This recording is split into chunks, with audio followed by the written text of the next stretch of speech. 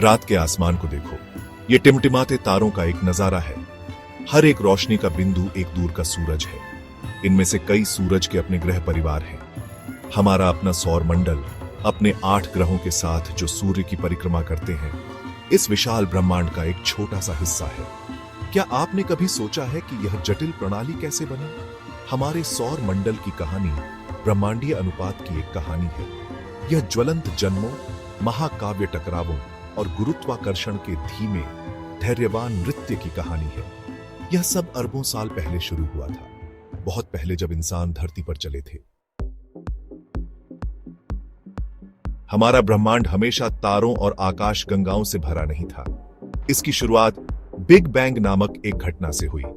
ब्रह्मांड के सारे पदार्थ और ऊर्जा को एक छोटे से बिंदु में सिमटा हुआ मान लीजिए। फिर 13.8 अरब साल पहले यह बिंदु तेजी से फैल गया। यह विस्तार आज भी हो रहा है।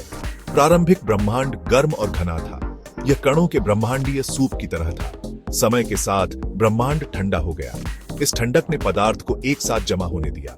गुरुत्वाकर्षण ने इन झुंडों को एक साथ खींच लिया, जिससे पहले तारे और आकाशगंगाएं बनी। गुरुत्वाकर्षण ब्रह्मांड में एक मूलभूत बल है। यह द्रव्यमान वाली वस्तुओं को एक दूसरे की ओर खींचता है। प्रारंभिक ब्रह्मांड में गुरुत्वाकर्षण के कारण गैस और धूल के विशाल बादल ढह गए। इन बादलों को निहारिका कहा जाता है। जैसे ही एक निहारिका ढहती है, यह तेजी से और तेजी से घूमती है। केंद्र बहुत अधिक गर्म हो जाता है। अंततः तापमान और दबाव इतना अधिक हो जाता है कि परमाणु संलयन शुरू हो जाता है। हाइड्रोजन परमाणु मिलकर हीलियम बनाते हैं, जिससे भारी मात्रा में ऊर्जा निकलती है। एक तारा पैदा होता है। लगभग 4.6 अरब साल पहले हमारा अपना तारा सूर्य ऐसे ही एक निहारिका में बना था। सूर्य गर्म गैस का एक विशाल गोला है। यह ज्यादातर हाइड्रोजन और हीलियम से बना है। सूर्य के अंदर गहराई में हाइड्रोजन परमाणु लगातार हीलियम बनाने के लिए फ्यूज हो रहे हैं। यह परमाणु संलयन ही सूर्य को शक्ति देता है। यह प्रकाश और ऊष्मा के रूप में जबरदस्त मात्रा में ऊर्जा छोड़ता है। यही ऊर्जा पृथ्वी पर जीवन को संभव बनाती है। सूर्य हमारे सौर मंडल का केंद्र है, जो प्रकाश, गर्मी और गुरुत्वाकर्षण प्रदान करता है। भाग 5, निर्माण की एक डिस्क। जैसे ही युवा सूर्य का निर्माण हुआ, वह गैस और धूल की एक घूमती हुई डिस्क से घिरा हुआ था। इस डिस्क को सौर निहारिका कहा जाता है। सौर निहारिका में सूर्य के निर्माण से बचा हुआ पदार्थ था। यह पदार्थ ज्यादातर हाइड्रोजन और हीलियम, कार्बन और ऑक्सीजन जैसे भारी तत्वों के साथ अंततः हमारे सौर मंडल में ग्रह, चंद्रमा और अन्य वस्तुएं बन जाएगा। सौर निहारिका एक अराजक जगह थी, जहां कण लगातार टकराते और आपस में चिपकते रहते थे। भाग 6, ग्रहों का जन्म। सौर निहारिका के भीतर धूल के कण आपस में चिपकने लगे। उन्होंने अभिवृद्धि नामक एक प्रक्रिया के माध्यम से बड़े और बड़े झुरमुट बनाए। ये झुरमुट अंततः ग्रहाणुओं में विकसित हुए, छोटे चट्टानी पिंड जो ग्रहों के निर्माण खंड थे। लाखों वर्षों में ग्रहाणु एक दूसरे से टकरा गए। कुछ टक्कर विनाशकारी थी, जिससे ग्रहाणु छोटे छोटे टुकड़ों में बिखर गए। लेकिन कुछ टक्कर रचनात्मक थी, जिससे ग्रहाणु आपस में चिपक गए और बड़े हो गए। इस प्रक्रिया से ग्रहों के अग्रदूत प्रोटोप्लैनेट का निर्माण हुआ। भाग 7, सौर मंडल को आकार देना। युवा सौर मंडल एक गतिशील स्थान था। प्रोटोप्लैनेट सामग्री जमा करते रहे और बढ़ते रहे। उन्होंने गुरुत्वाकर्षण से भी बातचीत की, एक दूसरे को खींचा और धकेला।